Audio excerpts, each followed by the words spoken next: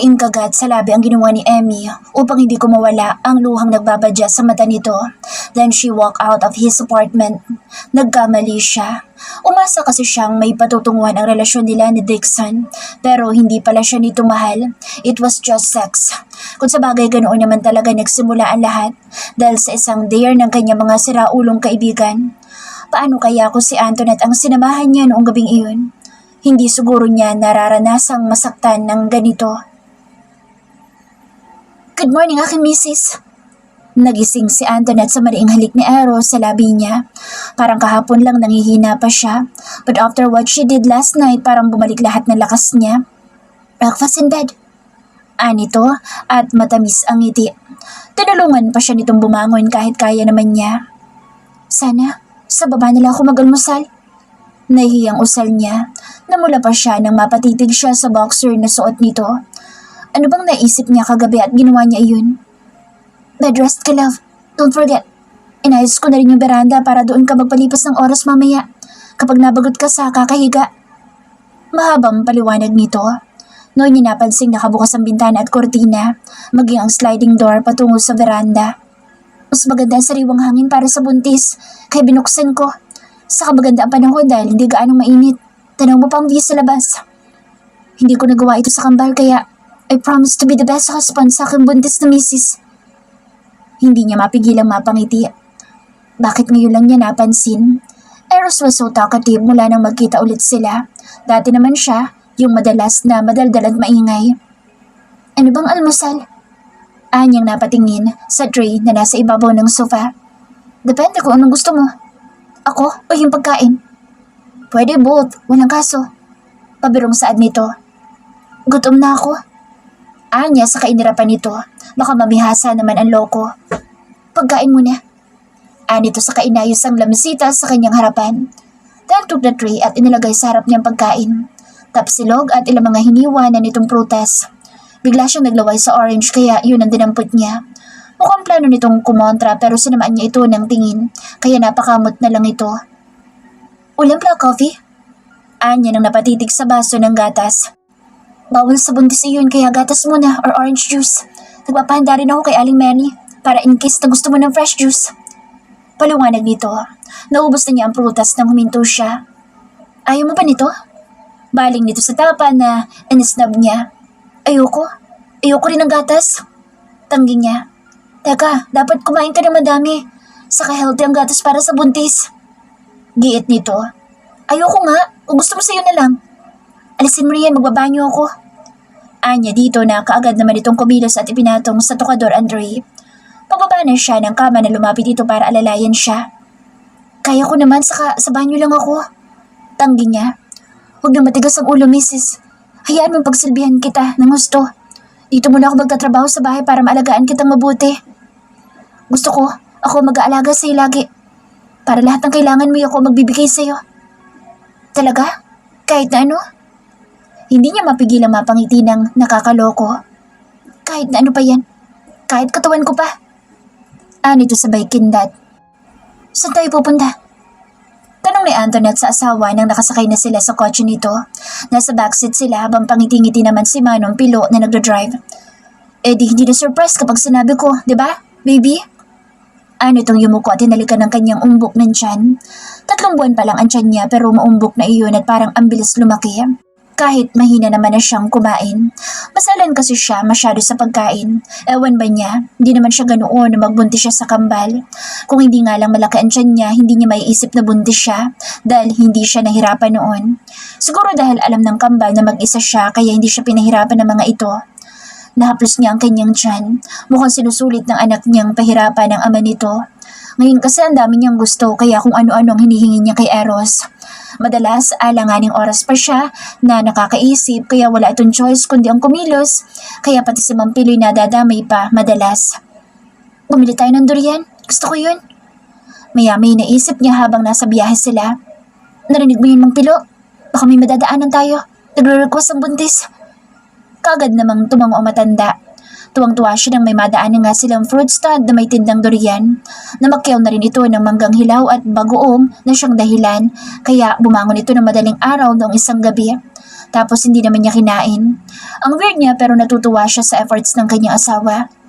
Kuya, baka pwede pong pabuksan na. Ilagay niyo na lang po sa plastic, kakainin ko na.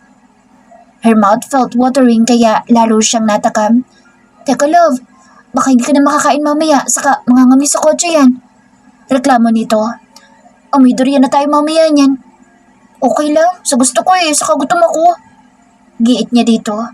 Saka kumuha ka pa ng isa, baka magutom ulit ako. Napapakamot na lang ito, saka napapangiwi. Ang sarap ng kain niya kaya bukas ng bintana ng kotse dahil sa amoy ng durian. Dati naman hindi siya kumakain ng durian kasi hindi niya nga kaya ang amoy. Pero ngayon parang ang sarap sa bibig niya. She doesn't even care about the smell. Habang ang dalawang kasama niya sa kotse nakangiwi na dahil sa amoy. Ang tapang naman kasi pero talagang masarap na parang gatas ang lasa. Busog na ako. Anya sabay dighay ng malakas. Naubos mo yun? Grabe ang takaw niyo. Hindi makapaniwalang saad nito, sabay himas sa kanyang tiyan. Naku sir, ganyan talaga mga buntis. Yung asawa ko noon, isang kalderong kanin at dinuguan. Aba, siya lang ang umubos. Butit hindi naging negro yung panganay namin. Natatawa ang kwento ni Mang Pilo. Ano namang kinalaman ng dinuguan sa kulay ng anak niyo, Mang Pilo? Kunot noong tanong ni Eros dito. Sabi kasi noon, dapat maputi lang ang kainin ng mga buntis para maputi ang bata. Kaya natakot ako maging kulay-uling ang anak ko dahil sa dinuguan. Hindi naman siguro. Di mag-aamoy durian din ang mga babies namin. Aray! Daing ni Eros nang hampasin niya ang braso nito. Bakit ba mga babies lang ang sinasabi mo? Ang hirap mag-alaga ng dalawang bata. We can always get yaya for the kids. Saka ayaw mo noon. 4 o 5 kaagad ang anak natin. Pambawi sa taong mga nasayang sa atin. Paano ko i-breastfeed ang 3 bata? Sa 2 ngayon nahihirapan ako ng gusto noon. Love, noon yun. Ngayon kasama mo na ako kaya hindi ka mahihirapan pa. Ang gagawin mo lang ay ipanganak ang lahat na magiging anak natin. Sir, may plano ba kayong bumuo ng basketball team? Natatawang singit ni Mampilo. May cheering squad pa yun, Mampilo. Seryosong sagot na Eros. Sayang naman lahi ko, di ba? Kita mo naman. Mayabang nitong sabi. Anong tingin mo sa matris ko? Matris ng baboy? Kasekso mo naman para maging baboy, misis ko. Anito sabay halik sa palad niya kaya ayun, kinilig na lang tuloy siya. Amoy durian nga lang. Napasimangot na saad nito. Sa'yo nang gusto ng anak mo. Saka masarap naman Oo na, sabi mo Nalaka mata ni Antoinette nang pumasok sila sa restaurant. Ipinareserve ata ng asawa niya ang resto para sa dinner nila. Halos mga waiter lang kasi ang nandoon at may pa-stage set up pa habang may lalaking tumutugtog ng piano. Napansin niyang napatakip ng ilong ang ilang babaeng waitress. Pasensya na, naligo ng durian na magandang buntis. Nakangising saad ni Eros sa mga naroon pero hindi na niya pinansin iyon. She was enjoying her eyes. Pinagila siya nito ng upuan. Anong meron? Aniyang nakagat ang ibabang labi upang pigilan ang sariling mapangiti. The place was so romantic. Yun ang unang pagkakataong nag-date sila ng ganoon ni Eros. Hindi pa tayo nakakapag-celebrate ang anniversary natin. Nakalimutan mo na ba? January 10 ngayon. Ito yung araw na nagpakasal tayo, love. Paliwanag nito. She was surprised. He did remember that. Nakalimutan na nga niya.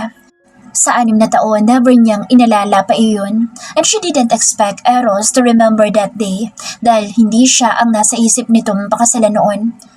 After you gave birth, magpapakasal na tayo. Anito na hinawakan pa ang palad niya. Sige. Naiiyak niyang sagot. She was pleased, pero may isang bagay pa siyang naisa ng hilingin dito. Ang tungkol sa kwarto ni Bea. She never want to mention that again, kaya nasanay na lang siyang nandoon ang silid na iyon. Hindi na rin naman niya nakitang pumapasok ito sa silid na iyon nitong nakaraan, o baka hindi lang niya talaga nakikita. Kaya umaasa siyang aalisin na nito ang kwarto ni Bea, but the room remained, and each time she see that room, kumikirot ang puso niya. Kaya kung talagang mahal siya ni Eros, he would give up that room. Happy anniversary, ma'am, sir. Natigil ang pagmumuni-muning niya nang lumapit ang waiter na may dalang bouquet ng bulaklak. Hope you like it, love. Matamis ang ngiting saad ni Eros nang tanggapin niya ang bulaklak. Nagpasalamat siya sa waiter na kaagad nang umalis. She noticed the card kaya excited niyang binuksan iyon. Ngunit ganoon na lang ang gulat niya nang mabasa ang nakasulat sa card. All her smiles disappear at umalsa ang galit sa dibdib niya as she read the letter. To the woman I love the most. Happy anniversary, sweetheart. Love, Eros. Naginit ang mukha niya dahil doon. The word sweetheart remind her of the painting in Bea's room at ang dating tawag dito sa kanya na sweetheart dahil yun ang endearment dito kay Bea. Ikaw nagsulat sa card? Formal niyang tanong kay Eros na tila walang idea na gusto niyang sumabog sa inis. Yeah, I did. You like? Hindi na nito natapos ang sasabihin nang kuyumusin niya ang card sa harap nito at ibagsak sa mesa ang pobreng bulaklak. Pinagloloko mo ba ako, Eros? Gigil niyang angel dito na ikinakunot noon nito. Bakit? Umuwi na tayo. Pika niyang sabi sabay tayo at iniwan sa mesa ang kiniyumos niyang card at bulaklak. How dare you! All this time? Wala siyang pakialam kung pagtinginan naman siya ng mga waitress na nandoon. Antoinette! Pahabol na sigaw ni Eros pero hindi man lang siya pinansin ng kanyang asawa.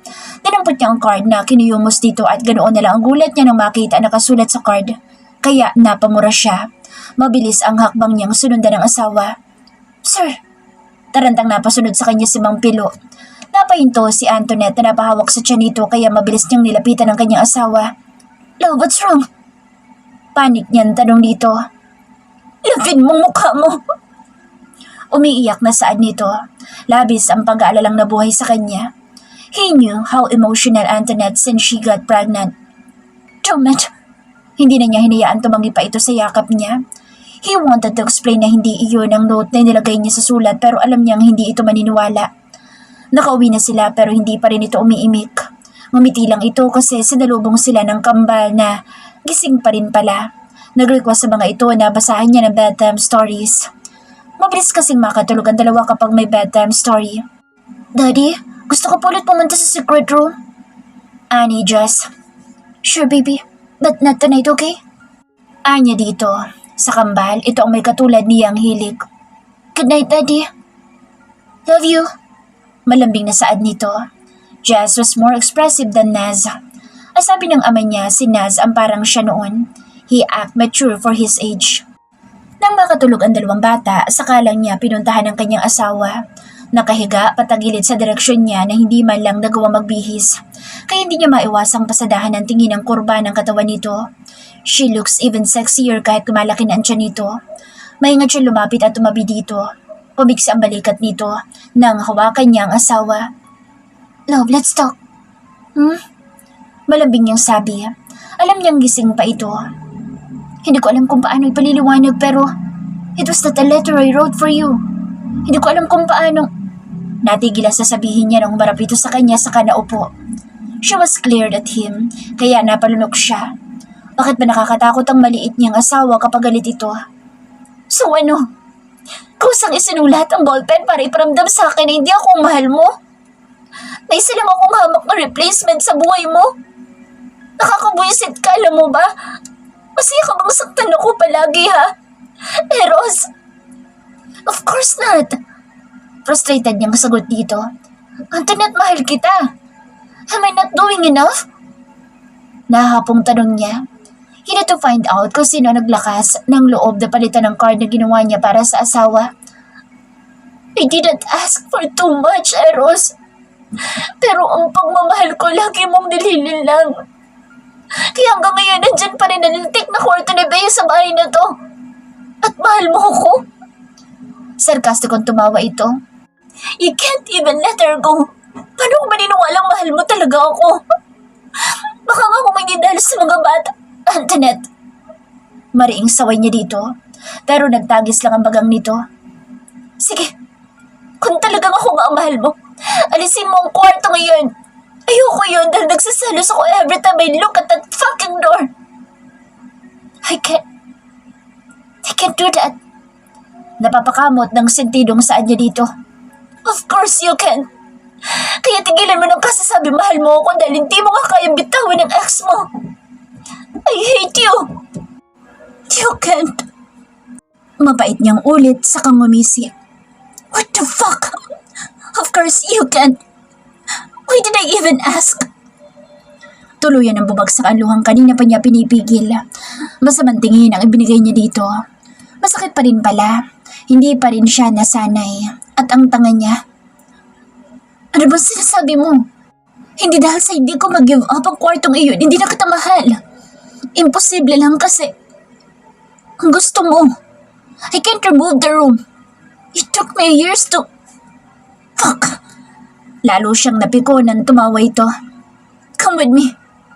Anitong inilahad ang palad pero hindi niya pinansin iyon kaya nagulat siya nang buhatin siya nito. Put me down! You! Huwag kang malikot. Saway nito nang subukan niyang kumawala kay Eros. Stop fighting, wife. Nakangising banta nito. Kumapit kang mabuti, love. Wala siyang nagawa kundi ang sundin nito. Baka mahulog pa siya. Nanlaki ang mga mata niya nang mapagtanto kung saan sila patungo. Sa kwarto ni Bea. Ibaba mo ko, Eros! Gigil niyang utos dito. Kasunod ay ang tunog ng pag-unlock ng pinto ng silid. Anniversary natin ng password nitong kwarto. Nito pa. Kasunod ng tunog ng binuksang switch ay ang pagbaha ng liwanag sa silid. Marin siyang napapikit. Ayaw niyang masaktan sa makikita niya. Open your eyes, love. Utos nito. Ayaw sana niya pero hinalikan siya nito sa labi kaya napamulat siya. Only then, Eros put her down at tumambad sa mata niya ang malaking portrait nila noong post-celebration ng kasal nila ni Eros na hinanda ng pamilya nila. May isang malaking monitor sa gilid ng dating kinalalagyan ng closet. Wala na rin ang kama pero may sofa bed at ilang hardbound na librong nakapatong sa lamisita. Astrology books. The room looks different than the first time she went there. Nung umalis ka, I thought I died. Galit na galit ako sa sarili ko. I was so stupid na hinayaan kitang umalis. Wala kang kasalanan kaya hindi dapat kita sinisisi. Noon ko rin na-realize kung gaano kakalaga sa buhay ko, Antoinette. 1 taon ako mag-isa dito noon. Nagising na lang akong nililigpit ko na ang mga alaala ni Bea. Eros took her hand then opened another door na nasa likod lang pala ng bookshelves. Tumambad sa mata niya ang ilang hakbang na hagdan na nandoon where Eros lead her. Isang malaking astronomical telescope ang nandoon sa pinakagitna. Nagulat pa siya na may pinindot ito sa isang gilid ng pader, opening a window-type glass sa itaas. This is my treasure, love. Turo nito sa bagay na nasa gitna. It was the last gift I received from my mother before she died. I made a special room for that. Sabi ko noon hindi ako naniniwala sa mga wishing star. Hindi totoo iyon. But at some point, yes, dahil hindi niya pinakinggan ang wish ko noon na huwag mawala ang mommy ko. Pero hindi ko natupad. Kaya matagal ko rin kinalimutan ito. Until that night na nakilala kita. I was wishing for a miracle to ease my sadness sa pagkawala ni Bea. Tumingin ito sa kanya. And you came. You made me want to live again. Oo, mali akong ginamit kita at ginusto kong maging ikaw si Bea. And I was so guilty hurting you. Pero maniwala ka sa hindi. Hindi ako pumapasok sa kwartong ito para alalahanin si Bea. Dahil matagal ko na siyang nakalimutan. Pero kung ganoon pala, bakit hindi mo sinabi? Sikmat niya dito. Bakit hinayaan mong iba ang isipin ko? You never asked me about this room again when you came back here. Saka madalas ko ring iniiwan ang kwartong itong hindi nakalock. Twice nang pumasok dito ang 2 bata. We watched Star and meet your shower noong nakabedress ka. Pinaglalaro mo ba ako, Eros? Nanginginig ang kamay niya sa inis. All this time, this room was not just Bea's room. Dito ko lang inilagay ang gamit ni Bea. Ang wedding portrait namin noon. This was never her room.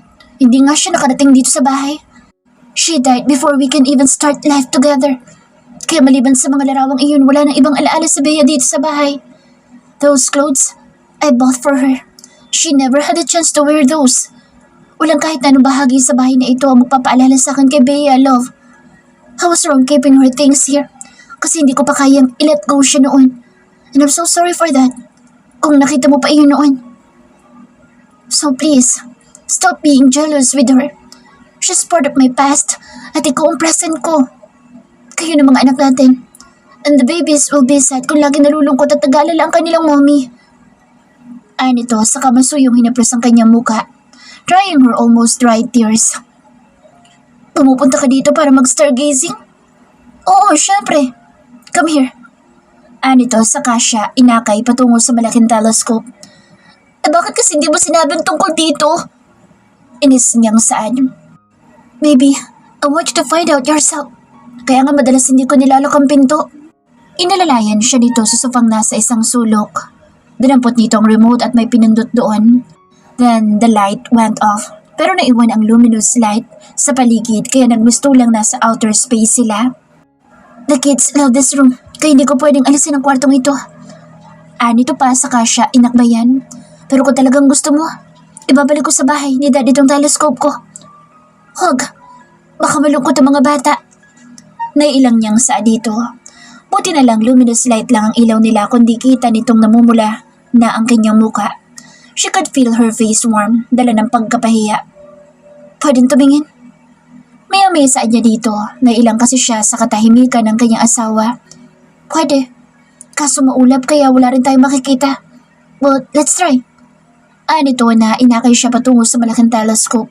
Pero dahil maulap ngayon wala silang nakitang store, kaya muling isinara ni Eros ang glass window. Siguro naman hindi ka na magselos sa taong wala na. Dahil walang dahilan para magselos ka. Dahil sayong-sayo lang ako, love. Tudyo nito sa kahinalikan ng gilid ng labi niya. I love you, Mrs. Antoinette. Staban. Panas na wika nito na ikinainit ng mukha niya. Okay. Okay? Paungol na reklamo nito. Kailan mo naman ako sasagutin ng I love you to? Tagal ko na nag-aantay. Ungot nito. She remember when Emmy said last time huwag siyang masyadong easy, kaya lihim siyang napangisi. Sige, pag-iisipan ko. Sagot niya na kinasimangot nito. Ayaw mo pa? Ayos lang, asawa naman na kita. Sagot nito sabay halik sa kanyang labi. Di bale, wala mo nang I love you back, basta laga may dessert. Pilyong ngisi nito. Nakabalik na sila sa kanilang kwarto na mag-ring ang phone nito. Storbo talaga itong sa Dixon. Asar na sabi ni Eros pero sinagot pa rin ang tawag ng kaibigan. Bakit? Silence. Asawa ko? Ay, alam mo na buntis ang asawa ko. Hindi mo dapat inistorbo ang tulog niya. Tawagan mo na lang sa Emmy. Yamot na sagot nito. Akin na nga. Anya saka kinuha dito ang phone. Bakit, Dixon? Antoinette, please. Wala ka bang balita kay Emmy? Naiiyak nitong Samo. He seems drunk. Ikakasal na siya in 2 months, Dixon. Bakit kasi hinayaan mo siyang umalis? Mahal ka ni Emmy kaso mukhang hindi parehong gusto niyo. Anya dito. What the fuck? He shouted, almost rolling in pain. Nasa Mountain Province siya nandoon. Nandoon ang ancestral house ng pamilya nila. Doon din ata sila ikakasal na lalaking pinili ng pamilya niya para sa kanya. Bakit papatol sa Emmy sa arranged marriage? Hindi naman siya ganoong klase ng babaeng susunod sa kahit ano sinasabi ng iba. I knew that. Damn it. Alam mo, if you really want to get her back, puntahin mo siya. Well, unless willing kang pakasalan siya. Kasi yun ang gusto ng parents niya. They want Emmy to settle down. I'll send you the address. Anya, saka tinapos na ang tawag. Sinadya kay Dixon ang address ni Emmy, saka ibinalik kay Eros ang phone nito. Magpapakasal ba talagang kaibigan mo? Yun ang sabi niya. Matagal na pala siyang pinagkasundo sa lalaking iyon. Dapat kasi, aalukin niya sa Dixon ang kasal kaso narinig ni Emmy ang sinabi ni Dixon. Hindi raw siya mahal ng kaibigan mo at hindi pa handang mag-settle. Mahal niya si Emmy. Halata naman. Nababalo lang talaga yun. Hindi sana hindi niya binigyan ng pag-asa sa Emily. Nasaktan patuloy ang kaibigan ko. Parehas pala kayong dalawa ni Dixon eh. Teka, bakit ako nadamay? At least pinakasalan muna kita bago tayo nag-take man. Ngingising-ngising saan nito. At hindi ko napakakawalan pa ang babaeng mahal ko. I told him don't do the same mistake. I did. Kaso ayaw makinig. Hindi naman pala kaya. Ang hirap kayang magsisi sa huli. Makahulog ang saan nito. Tulog na nga tayo. Una ka na, maliligo muna ako at nainitan ako. Anya saka tumayo na pero nagulat siya nang sumunod dito sa kanya pagpasok niya sa banyo. Sabay na tayo. Nainitan din nata ang best friend ko. Nito sabay sulyap sa alaga nito kaya napasunod siya sa tinignan nito. May tent na naman ang boxers nito. Ang harot mo? Nasabi na lang niya saka nagpatiuna nang pumasok sa banyo. Ang sarap namang mangharot itong alaga ko, love. Ligo na tayo nang maharot na kita. Why did you do that, Jade? Kumpronta ni Eros dito nang papuntahin niya ito sa kanyang opisina. Ano bang ginawa ko? Painosenteng tanong nito na ikinapi ko niya. Jade! Look, Eros, hindi ako manghuhula para hulaan ang sinasabi mo. So kung wala kang ibang sasabihin, I'm wasting my time here. Tumaas ang kilay nito. Hindi siya makapaniwala sa nakikita niyang ugali nito. Jade was one sweet woman, mabait at matulungin ito. He saw that all, how she cares for Bea kahit hindi nito totoong kapatid ang huli. But looking at her now, parang ibang tao ang nakikita niya. I'm warning you, Jade. Oras na may gawin ka ulit para pag-awayin kami ng asawa ko. Hindi na kita palalampasin pa. Banta niya dito pero tila hindi malang ito natinag. I did my best to be kind and sweet para makita mong mas karapat dapat ako para sa'yo. Pero masyado kang bulag, Eros. Kaya kung nagbago man ako, dahil yun sa'yo. Dahil binaliwala mo ako. Binaliwala mo pagmamahal ko. So whatever I did, and I will, kasalanan mo yun lahat. Matalim anting ibinigay nito sa kanya bago tumalikod. Napasabunot na lang siya sa kanyang buhok. Kung hindi pa dahil sa CCTV sa restaurant, hindi niya malalaman na ito ang nagpalit ng card na inilagay niya sa bulaklak para sa kanyang asawa. But how the hell she knew about his date with his wife? It was a surprise. Napahinto si Antoinette ng aktong papasok siya ng lift. Palabas kasi doon ang namumulang si Jade. She looked like she did cry dahil mapula ang gilid ng mga mata nito. Hindi na sana niya ito kakausapin na bigla siya nitong hawakan sa braso. Iwinaksi niya ang kamay nito na kaagad namang bumitaw. Huwag kang masyadong magpakasi, Antoinette. Hindi pa ako tapos sa'yo. At wala kang karapatang sumaya. Huwag mong kalilimutang mamamatay tao ka. Matalim na sabi nito nang huminto ito sa kanyang harapan. Magkasintangkad sila ni Jade kaya titig na titig ito sa kanyang muka. At anong sinasabi nitong mamamatay tao siya? Anong ibig mo sabihin? Salubong ang kilay na tanong niya dito. Sarkastikong ngiti ang sumilay sa labi ni Jade. Bakit hindi mo tanungin ang asawa mo? Sagot nito. Oh fuck! Tumas ang kilay nito na tila may kung anong magandang naisip. Bakit hindi ko nga ba naisip yun? Naiiling na saad dito sa ngisi. Para itong baliw ko umasta. Ito ang tandaan mo, Antoinette. Eros was and never yours. Tama lang siguro magbayad ka sa utang mo sa kanya. Yun lang at tuloy-tuloy na itong umalis. What does she mean by that? Naguguluhang napasunod siya ng tanaw dito. Laman pa rin ang kanyang isipan na sinabi ni Jade hanggang sa makarating siya sa office na Eros. Marahas siyang napailing. Sigurado siyang gumagawa lang ng issue si Jade. Nangako siya sa sarili niya magtitiwala na siya sa pagmamahal ni Eros. Ngayon malinaw na sa kanya ang lahat. She wanted to start again at gawin ang dating ginagawa niya dito noon. All her pain will be part of their past at magsisimula sila ng mas maayos. Ngunit may munting tinig pa rin sa pagkatao niya ang bumabagabag sa kanya. Bakit nga ba biglang nagalit sa kanya noon sa Eros? To a point, he asked for annulment if he wanted her to become Bea. Bakit ngayon lang niya naisip iyon? Oh, just in time, love. Ang masiglang tinig ni Eros ang pumukaw sa kanyang diwa. Noon niya nakita ang masayang ngiti sa labi nito. Ngiting nag-uumapaw ng pagmamahal para sa kanya. Sukat doon ay napangiti na rin siya. Forgetting everything Jade had told her. Kumusta sexy kong asawa? He asked as he wrapped his arms around her waist, then planted long kiss on her forehead. I brought you lunch. Anya dito sa kainangat ang dalang lunch bag. Hindi ka dapat nagpapagod, love. Ito, saka siya inakay patungo sa couch. Hindi naman, tinulungan ako ni Aling Melis sa paghanda ng lunch. Paliwanag niya sa inilabas isa-isa laman ng lunch bag na dala niya. Ang dami nito kaya sabayan mo ako ha. Lambing nito. Saka pagod nga rin ang kamay ko. Ang dami kong pinirmahan kanina. Nag-inat pa ito ng braso halatang nagpapakyut. Kaya napailing na lang siya. Ayaw mo ko mapagod pero nag-iinarte ka dyan. Pambabaran niya sa asawa. Kasi gusto ko ako lang pumapagod sa misis ko. Pelyong umisi pa ito. At huwag ka rin masyadong sexy kapag lumalabas ka. Labeses ko rin sinabi yun sa'yo, love. Diyan ka nakakita na sexy na malaki ang tiyan, ha? Eros, ikaw ang pinaka-sexing buntis para sa akin. Anito, sabay kindat. Kinuha nito ang nilabas niyang baunan sa kabinuksan ng mga pagkain. Mainit pa iyon dahil insulated ang lunch bag. Dahil alam ko napagod ka sa pagluluto, kaya ako na magpapakain sa'yo. Ayoko. Yung salad lang sa akin. Kumain ako kanina kasi nakauwi ng kambal. Akala ko walang plano si Dad na iuwi pa ang mga anak natin. Reklamo niya na magsimula na itong kumain. Hayaan mo na sila. Nag-enjoy ang dalawa. Saka ayaw mo noon, hindi natin kailangan kumuha ng yaya para sa kambal. Napagalitan ako nang sabihin ko mag-hire ako ng mga yaya eh.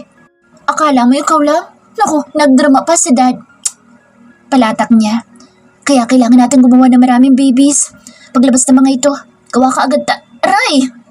Daing ni Eros nang hampasin niya ito sa braso. Gusto mo talagang gawin akong baboy? Saka tigilan mong kaka-babies ha? Naku love, malakas talaga ang pakiramdam ko. Kita mo laki ng tiyan mo? Babies talaga to eh. Giit nito sabay himas ng kanyang tiyan, sakay pinagpatuloy ang pagkain. Siya naman ay kumakain na ng salad na gawa niya. Next week ang ultrasound mo. Maya-maya sabi nito. Sana'y boys ulit.